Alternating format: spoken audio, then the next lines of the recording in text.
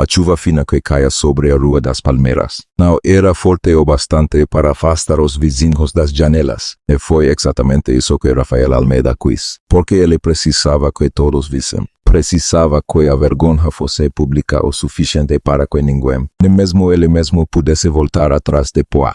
Ele estava parado na soleira da porta principal, com o celular ainda na mão direita. A tela acesa mostrando uma conversa que ele lera 3 vezes seguidas até as palavras de Ixarem de fazer sentido se transformaram apenas em veneno. Atrás dele, dentro da casa, o som do choro do pequeno Theo. O filho de 2 anos do casal ecoava baixinho vindo do quarto, mas Rafael não se virou para verificar se o menino estava bem.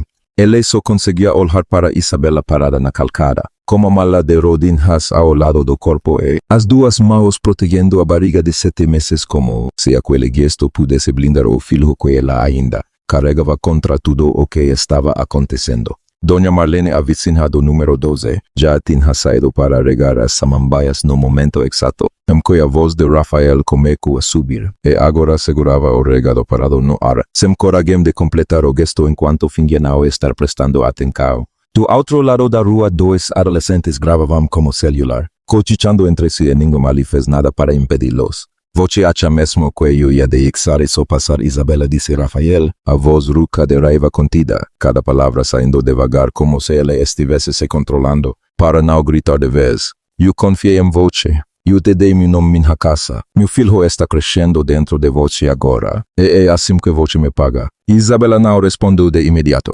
Ela olhou para o celular na mão dele, depois para os olhos dele. E por um segundo pareceu que ia explicar tudo, que ia contar a verdade sobre aquela mensagem que Camila havia plantado com tanto cuidado. Mas alguma coisa dentro dela se fechou como uma porta batendo sozinha.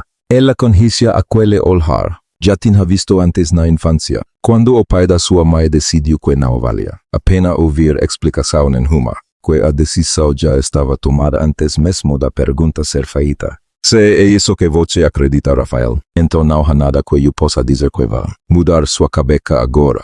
Ela falou baixinho, quase sem fôlego, mas sem tremer.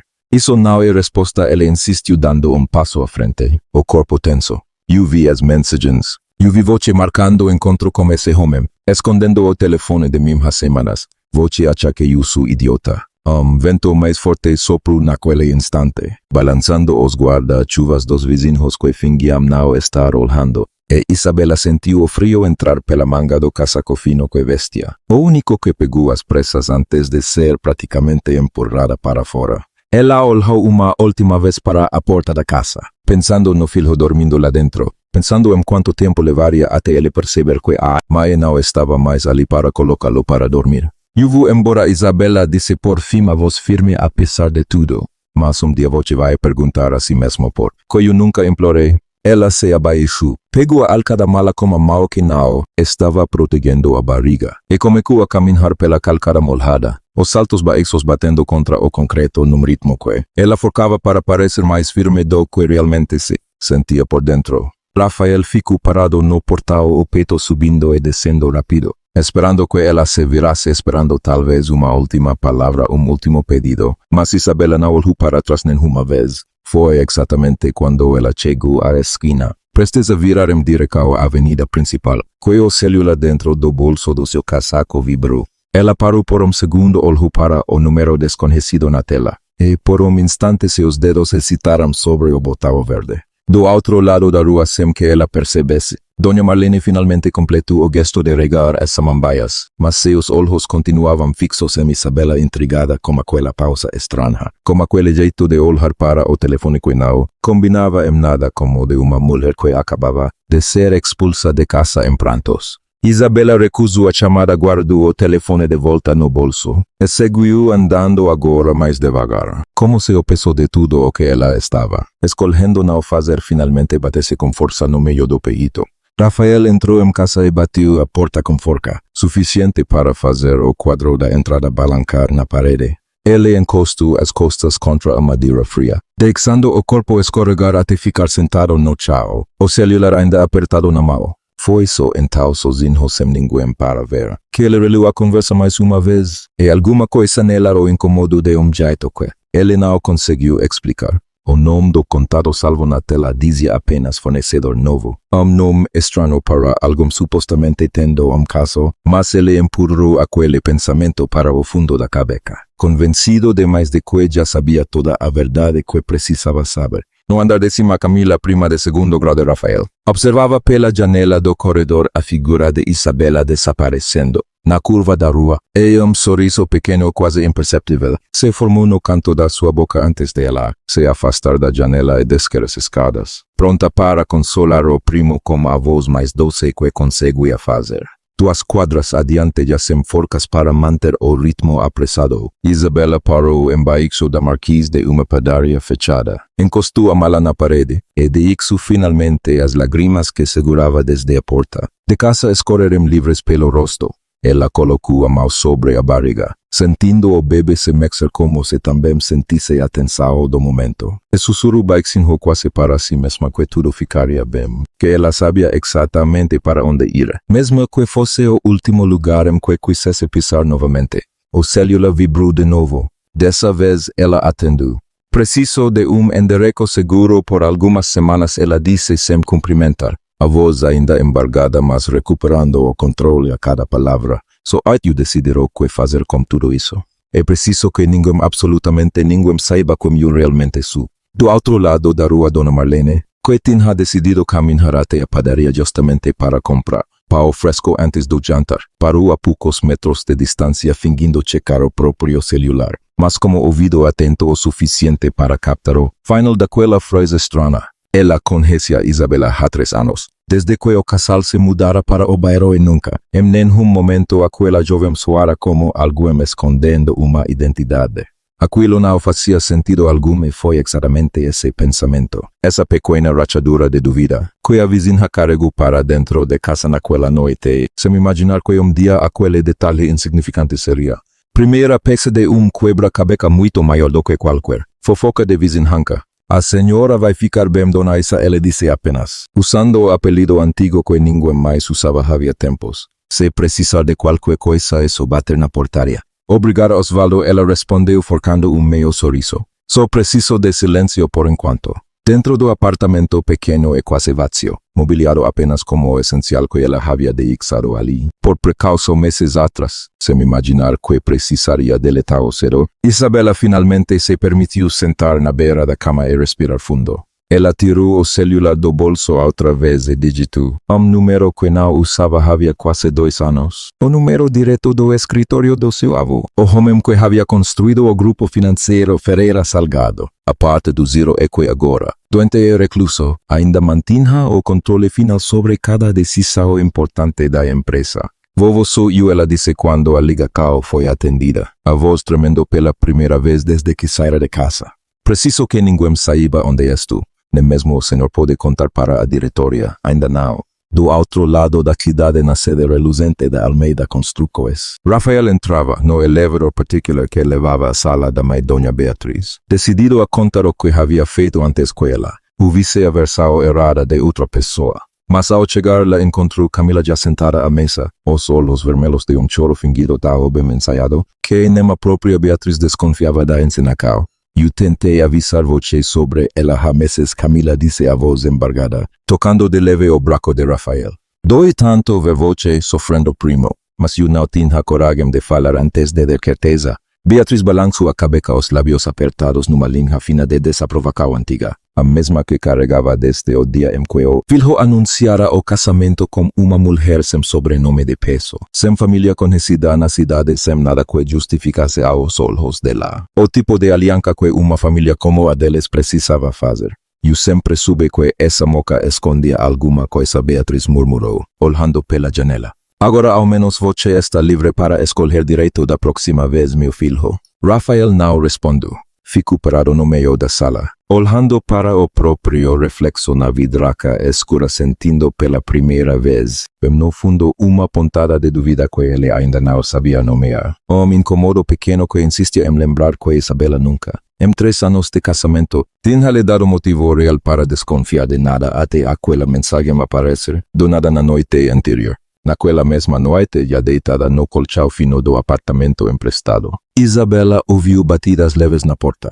Era Dona Marlene. que havia seguido o endereço através de uma pista que, só uma vizinha atenta conseguiria montar. Decidida a confirmar com os próprios olhos se aquela jovem, gentil que sempre a ajudava a carregar sacolas do mercado, estava mesmo bem. Eu não vim para julgar nada. Dona Marlene disse assim que a porta se abriu, segurando um pequeno embrulho com pau quente. Vim porque você parece precisar de alguém que não faça perguntas. Isabela ficou parada por segundo surpresa antes de deixar a vizinha entrar. As duas se sentaram à pequena mesa da cozinha, e por tempo nenhuma das duas disse nada, apenas o som distante do trânsito preenchendo o silêncio entre elas. Ele nem perguntou o motivo. Isabela disse por fim, olhando para as próprias mãos sobre a barriga. Só decidiu que já sabia a resposta antes de eu abrir a boca. Dona Marlene apertou de leve a mão da jovem, sem dizer nada em resposta, mas guardando para si mesma aquele detalhe estranho da ligação, que ouvira mais cedo, o pedido de esconder uma identidade que para ela ainda não fazia sentido nenhum.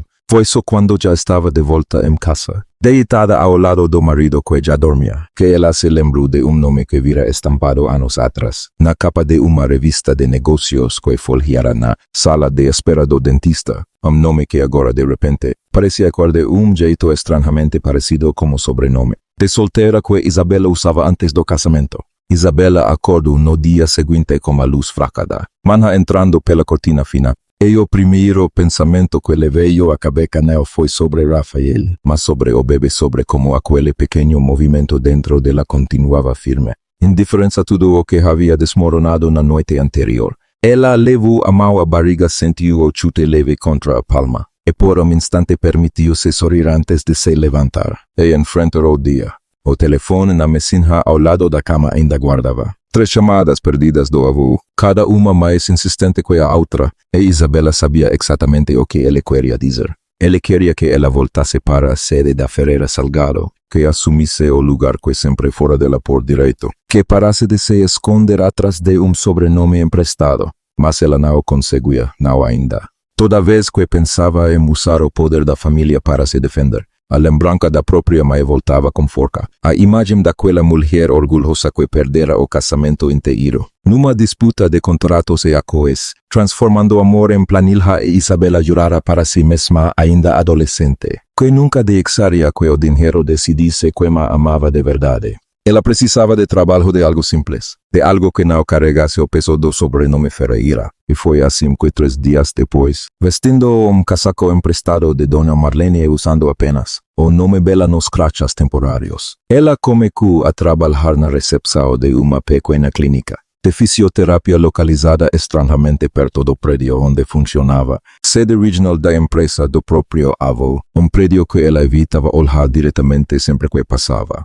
Você tem experiência com atendimento, isso é óbvio, disse a gerente da clínica, uma mulher curta e direta chamada Sandra no dia da entrevista. Só não entendo por que uma pessoa como você estaria buscando emprego assim. Digamos que eu esteja no momento de recomeço. Isabela respondeu sem mentir exatamente, apenas escondendo o suficiente para que a resposta soasse verdadeira. O trabalho era cansativo, principalmente pela barriga já pesada, mas havia algo reconfortante em atender pacientes que não sabiam nada sobre sua vida, que não a julgavam por nenhuma mensagem forjada, que simplesmente agradeciam quando ela marcava uma consulta ou trazia copo de água. Foi numa dessas tardes entre paciente e outro que ela quase foi reconhecida por antigo executivo da empresa do avô, homem que passava pela recepção a caminho de uma consulta e que parou por segundo, franzindo a testa como se tentasse lembrar de onde conhecia aquele rosto. Isabela baixou a cabeça rapidamente, fingindo procurar algo na gaveta, e o momento passou, mas o coração dela bateu acelerado pelo resto do turno. Enquanto isso, do outro lado da cidade, Camila entrava sozinha no escritório do departamento financeiro da Almeida Construções, tarde da noite, usando o cartão de acesso que ainda tinha em nome de consultora externa.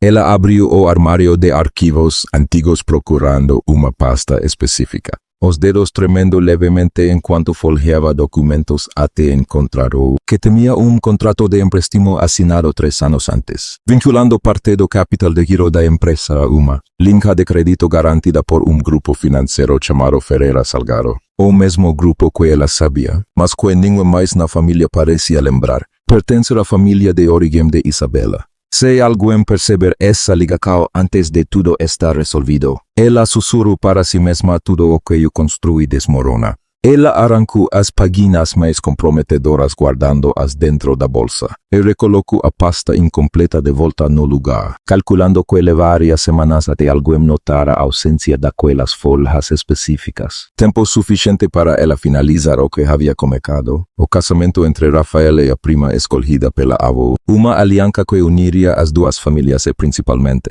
encerraria de uma vez qualquer rastro daquele empréstimo antigo que ninguém deveria ter descoberto. No apartamento da cobertura, Dona Beatriz recebia a visita de uma antiga amiga da família Dona Ceres, que trouxera consigo sem perceber o tamanho do que estava revelando, uma fofoca supostamente inofensiva. Você sabia que a Ferreira Salgado quase quebrou há uns anos, quando a filha do dono desapareceu do mapa depois de escândalo qualquer. Dona Ceres comentou tomando gole de chá. Ninguém nunca soube direito o que aconteceu com a menina. Beatriz apenas balancou a cabeça sem dar muita importância ao assunto, distraída demais pensando nos preparativos do novo compromisso do filho, mas guardou o nome no fundo da memória, sem saber ainda que aquele fio solto voltaria a aparecer, de jeito que mudaria tudo. Foi justamente depois que a amiga foi embora que Rafael chegou em casa cansado, o rosto marcado pela reunião tensa que tivera mais cedo. Como os diretores do banco parceiro, que começavam a fazer perguntas incômodas sobre a renovação de uma das linhas de crédito da empresa. Ele se sentou à mesa da cozinha, servindo-se de copo de whisky que raramente tocava a Beatriz. Ainda distraída com os próprios pensamentos, comentou sem perceber o peso da frase. Ainda bem que logo você vai ter uma esposa de verdade ao seu lado, e não mais essa história como a filha dele, ela disse, olhando para o próprio celular. Rafael ergueu os olhos confuso. A filha de quem mãe? Beatriz percebeu o próprio deslize tarde demais e tentou disfarçar. Como gesto vago da mão. Deixa isso meu filho, coisa de gente velha remexendo passado. Vai descansar, você parece exausto. Ele não insistiu naquele momento, mas a frase ficou martelando dentro dele pelo resto da noite, misturando-se ao mal-estar que ela sentia desde a reunião como banco, como se duas pecas soltas de mesmo quebra-cabeça estivessem, sem que ele percebesse ainda tentando se encaixar dentro da sua cabeça. O telefonema que Rafael recebeu na manhã seguinte veio direto do diretor financeiro do banco parceiro.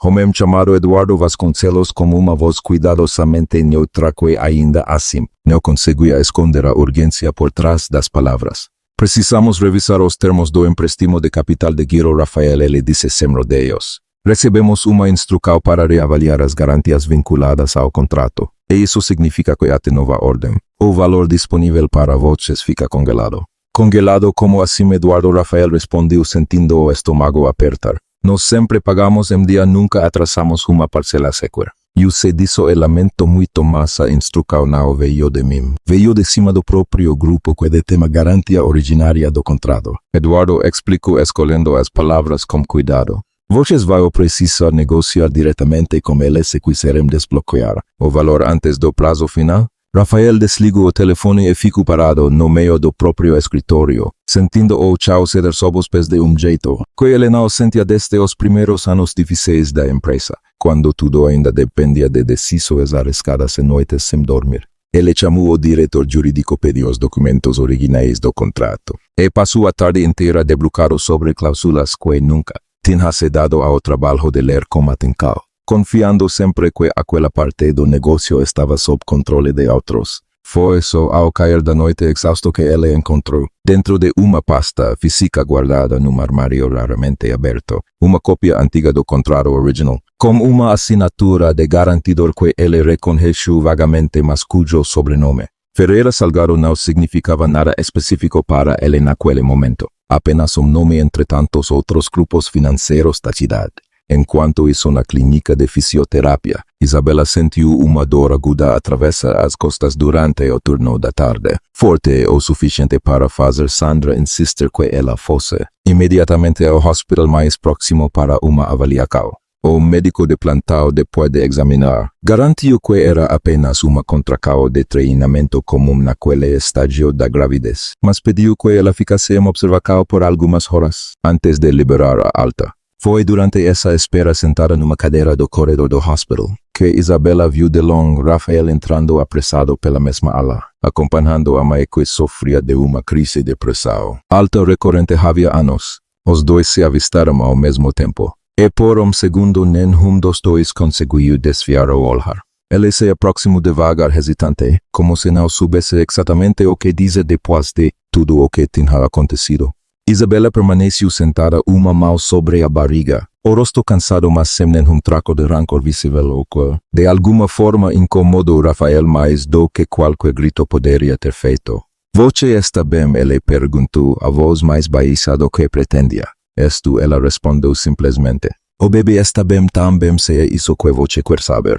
Rafael abriu a boca para dizer alguma coisa, talvez uma pergunta, talvez uma cobrança, mas as palavras não saíram. Ele olhou para o rosto dela, para as olheiras que não estavam maleantes, para o jeito como ela ainda protegia a barriga mesmo sentada, uma dúvida que ele vinha empurrando para o fundo. Da mente subiu à superfície com força total. "Isabela", ele disse hesitante, "aquela mensagem que eu vi, você nunca me explicou de verdade quem era aquele homem." "Não adianta mais eu explicar nada agora, Rafael", ela respondeu, a voz firme mas cansada. "Você já decidiu o que acredita antes mesmo de me dar essa chance." Uma enfermeira chamou o nome de Beatriz do outro lado do corredor, interrompendo o momento, e Rafael foi obrigado a se afastar para acompanhar a mãe, lançando último olhar para trás antes de desaparecer pela porta da sala de atendimento. Isabela ficou sentada sozinha, o coração acelerado, sentindo pela primeira vez desde que fora expulsa de casa uma pequena rachadura de esperança que ela mesma não sabia se deveria confiar. Naquela mesma noite, de volta ao apartamento emprestado, Isabela tirou do bolso do casaco velho que ainda não tinha lavado pequeno pedaço de papel dobrado, bilhete rabiscado às pressas semanas atrás como nome de contato do departamento jurídico da Ferreira Salgado, caso ela precisasse de ajuda urgente sem revelar sua localização. Ela colocou o papel sobre a mesa, olhou para ele por longo tempo, mas acabou guardando de volta no bolso do casaco sem fazer a ligação,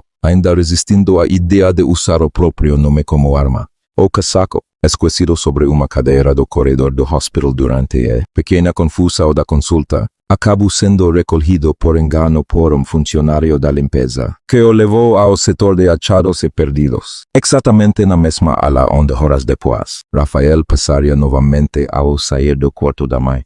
Enquanto isso, em sua própria casa, Camila recebia uma ligação tensa de dos assessores da avó de Rafael, questionando por que a documentação do empréstimo apresentava rasuras suspeitas, justamente nas páginas referentes à garantia original. "Isso não pode ter sido notado agora", ela sussurrou para si mesma depois de desligar, andando de lado para o outro da sala. "Eu preciso acelerar o casamento antes que alguém comece a puxar esse fio." Ela ligou imediatamente para Dona Beatriz, sugerindo, com a voz mais calma que conseguiu produzir, que o anúncio formal do noivado entre Rafael e a prima escolhida acontecesse já na semana seguinte, antes mesmo do divórcio de Isabela ser formalizado, argumentando que isso ajudaria a reforçar publicamente a imagem da família diante de qualquer rumor incômodo que pudesse surgir. Beatriz concordou sem perceber o verdadeiro motivo por trás da pressa da sobrinha, e prometeu conversar com o filho ainda naquela noite. Foi já tarde, ao sair do hospital depois de finalmente conseguir acomodar a mãe, que Rafael passou pelo balcão de achados e perdidos e reconheceu, pendurado entre outros pertences esquecidos, o casaco fino que Isabela usava havia semanas, o mesmo que ele lembrava de tê-la visto vestindo na noite em que a expulsara de casa. Ele pediu para verificar o item e ao pegá-lo nas mãos, sentiu algo duro dentro do bolso interno. Hesitando por segundo, ele enfiou a mão e tirou de dentro o pequeno pedaço de papel dobrado ainda amassado, como nome escrito à mão que ele nunca tinha visto antes, mas que de alguma forma parecia ecoar exatamente o mesmo sobrenome que vira estampado na cópia antiga do contrato de empréstimo horas antes. Rafael passou a noite inteira sentado à mesa do escritório em casa, o pedaço de papel amassado e a cópia antiga do contrato lado a lado sob a luz do abajur, comparando cada detalhe a não haver mais dúvida possível. O sobrenome Ferreira Salgado aparecia nos dois documentos. E o mais perturbador não era a coincidência em si, mas o fato de que ao pesquisar rapidamente pelo celular, ele encontrou uma antiga matéria de jornal arquivada havia anos sobre a reestruturação do grupo financeiro após o afastamento repentino de uma jovem herdeira identificada apenas pelas iniciais AF, que havia deixado os negócios da família pouco depois de completar a maioridade, sem explicar coisas públicas. Ele fechou os olhos, sentindo o peso de cada peca se encaixando ao mesmo tempo e ligou, ainda de madrugada, para o assessor jurídico de confiança da família, pedindo que investigasse com urgência absoluta qualquer conexão entre Isabela Ferreira e o grupo financeiro que detinha a garantia do empréstimo da empresa.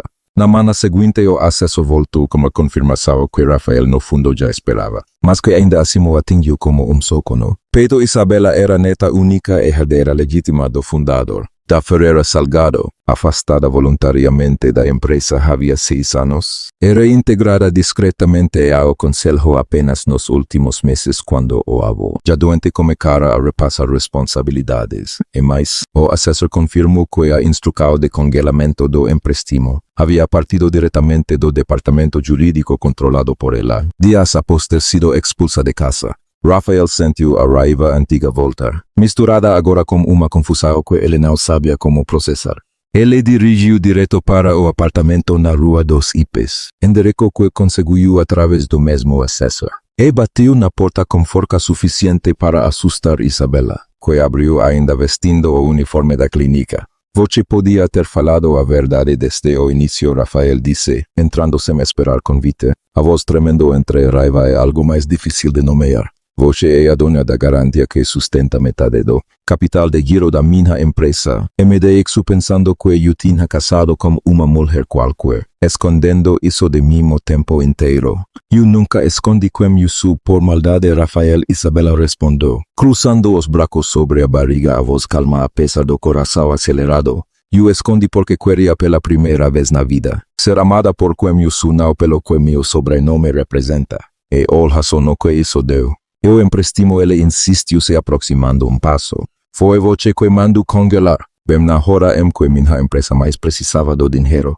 Isso foi vingança. Isabela balançou a cabeça devagar, os olhos marejados, mas a voz firme. Eu nem sabia que aquele contrato específico existia até meu. Vou-me atualizar sobre os negócios pendentes. 2 dias atrás.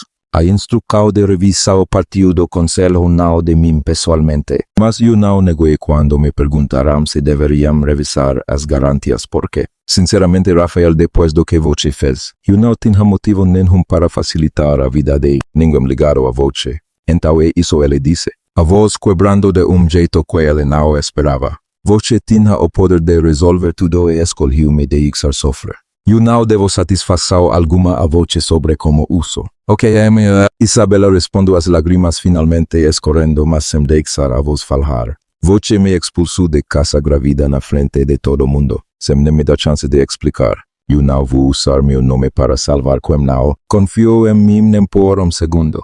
O silêncio que se seguiu foi pesado, os dois se encarando sem saber mais o que dizer. Eis que o celular de Rafael vibrou com uma mensagem do assessor jurídico, avisando que a diretoria do banco havia marcado uma reunião de emergência para as próximas 48 horas. Prazo final para renegociar as condições da garantia antes que a linha de crédito fosse formalmente encerrada, o que colocaria a empresa em risco imediato de suspender pagamentos e possivelmente declarar insolvência parcial.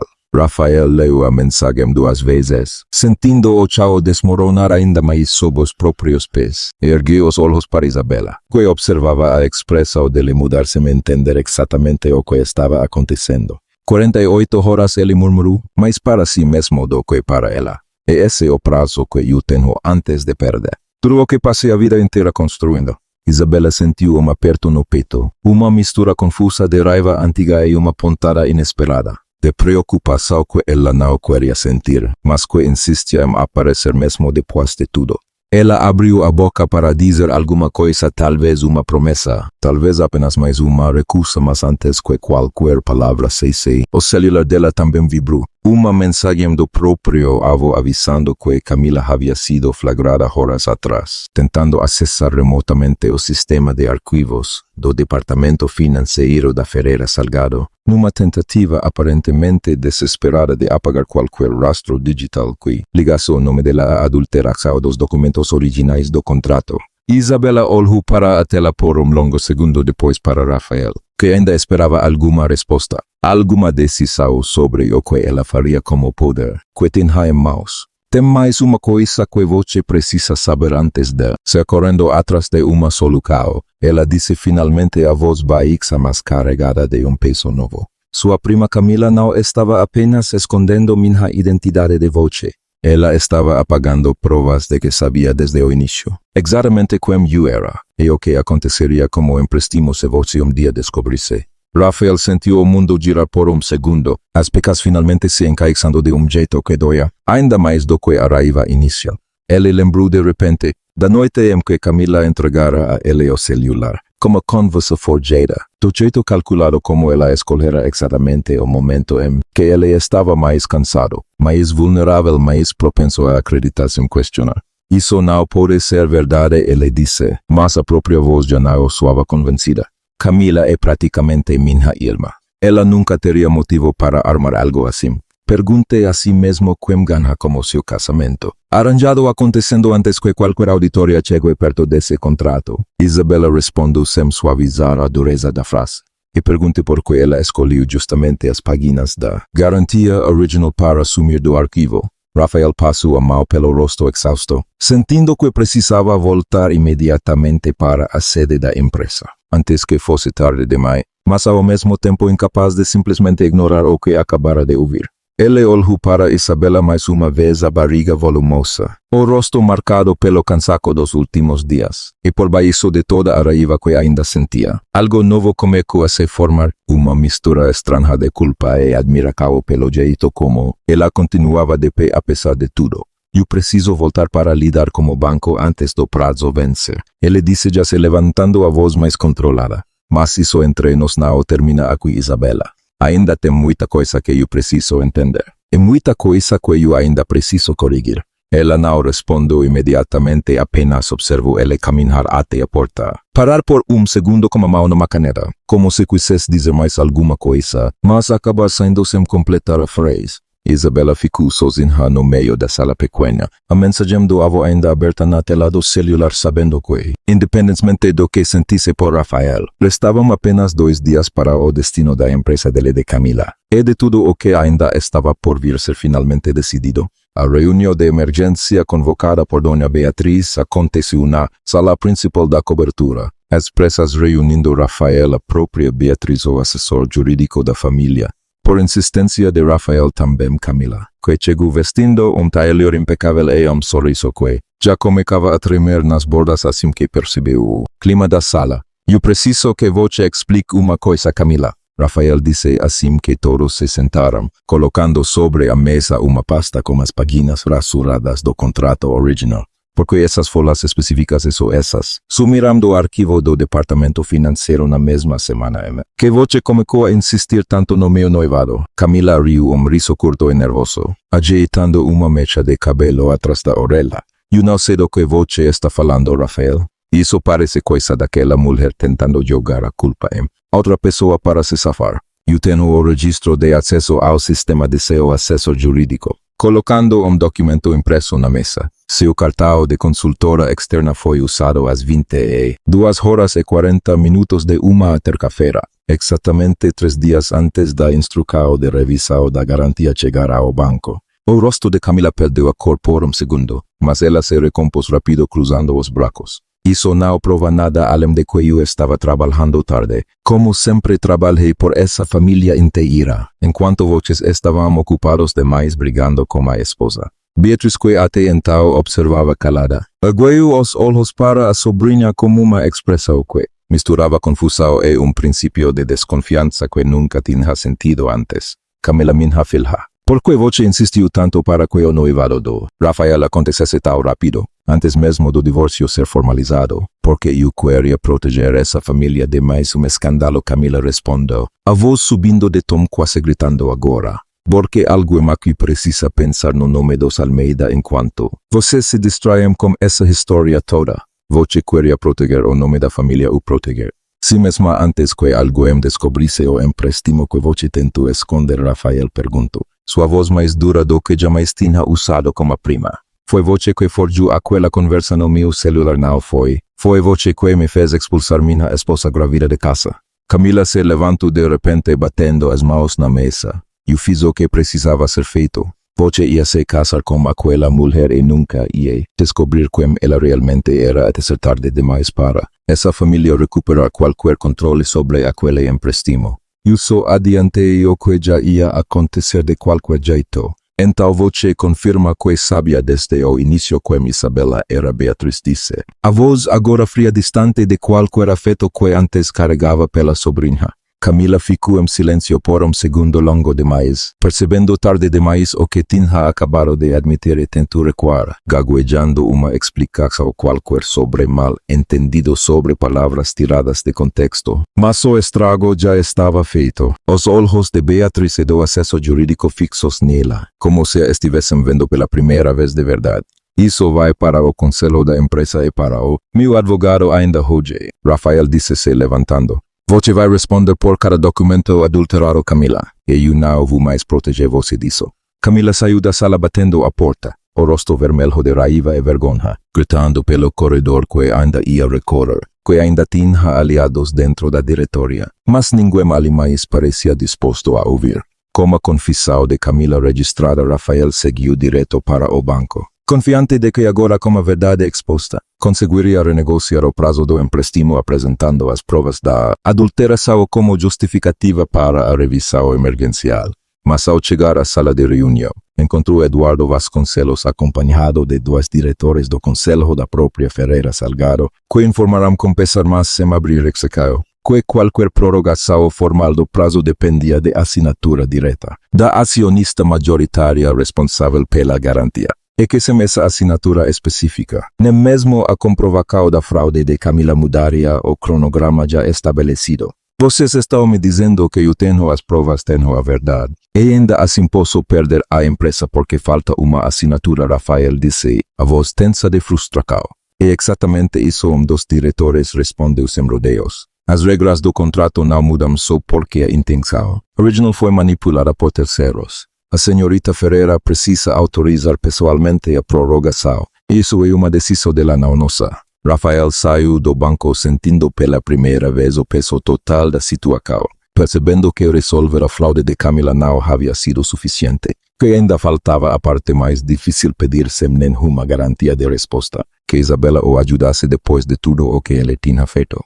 Ele dirigiu novamente e da Rua dos Cipes, mas dessa vez ao chegar, encontrou Isabela sentada na pequena varanda do apartamento observando o movimento da rua, como se já esperasse a visita. Eu soube que Camila confessou, ela disse antes mesmo de lhe falar qualquer coisa. Soube, ele confirmou se aproximando devagar. E eu vim aqui pedir uma coisa que eu não tenho nenhum direito de pedir. Preciso da sua assinatura para prorrogar o prazo do empréstimo. Se me lar a empresa cai em 48 horas, e eu não tenho mais nenhum argumento além de pedir humildemente que você me ajude. Isabela ficou em silêncio por um momento, olhando para as próprias mãos sobre a barriga antes de responder. A voz baixa mas firme. Eu ainda não decidi o que sinto sobre isso, Rafael. Você me expulsou de casa achando que já sabia toda a verdade sem nem me dar chance de falar. Agora você vem até aqui pedindo que eu resolva o problema que a sua própria família criou. Eu sei que eu não mereço facilidade nenhuma vinda de você, ele diz, se ajoelhando ao lado da cadeira dela, os olhos marcados pelo cansaço dos últimos dias. Mas eu não estou pedindo pela empresa, Isabela. Estou pedindo porque nesses dias longos de você, eu percebi o quanto fui rápido demais em acreditar no pior, e o quanto eu ainda preciso de uma chance para consertar isso, mesmo que você decida nunca mais confiar em mim de novo. Isabela olhou para ele, os olhos marejados, mas balançou a cabeça devagar. Eu preciso de tempo para pensar nisso, Rafael. Não vou assinar nada hoje e talvez nem amanhã. Ele assentiu, engolindo a decepção, e se levantou devagar, entendendo que aquele não seria o momento em que tudo se resolveria de uma vez, que ainda haveria mais um obstáculo antes de qualquer final possível. Foi só na manhã seguinte, depois de uma noite quase sem dormir, que Isabela decidiu ir até o pequeno apartamento onde Rafael estava hospedado temporariamente, incapaz de ficar sozinha com os próprios pensamentos por mais tempo. Ao chegar, encontrou a porta entreaberta e, ao entrar, viu Rafael no meio da sala pequena e bagunçada, tentando de forma desajeitada montar um barco de madeira que ele havia comprado sozinho, sem ajuda de ninguém, cercado de instruções espalhadas pelo chão e pecas fora de ordem. O que você está fazendo? Ela perguntou, parada na porta, surpresa. Rafael ergueu os olhos, o rosto suado, um parafuso ainda na mão, tentando montar isso antes que o bebê nasça, mesmo sem saber se algum dia vou ter o direito de ter esse barco na minha casa. Ele respondeu meio sem graça. Achei que pelo menos eu podia tentar fazer alguma coisa certa com as próprias mãos, já que estragou tanta coisa usando sua cabeça e o orgulho. Isabela ficou parada por um momento, observando ele lutar com uma peça que claramente estava no lugar errado, e sem perceber, um sorriso pequeno começou a se formar no canto da sua boca. Ela se aproximou-se abaixo com cuidado ao lado dele, e pegou a instrução da mão dele. Você está montando essa lateral ao contrário, ela disse, apontando para o diagrama. Olha aqui, essa peça devia estar virada para dentro. Os dois passaram a próxima meia hora ajustando as pecas juntos, trocando instruções e comentários curtos, o clima entre eles mudando aos poucos de tenso para algo mais parecido como que já tinham sido antes de tudo desmoronar. Eu nunca quis usar meu sobrenome para te machucar, Isabela disse em determinado momento sem erguer os olhos do barco, concentrada em encaixar um parafuso. Eu só queria que uma vez na vida alguém me escolhesse sem pensar em quanto isso valia. Eu escolhi você antes de saber de qualquer coisa sobre esse sobrenome. Rafael respondeu, parando o que fazia para olhar para ela. E continuou escolhendo agora, sabendo de tudo.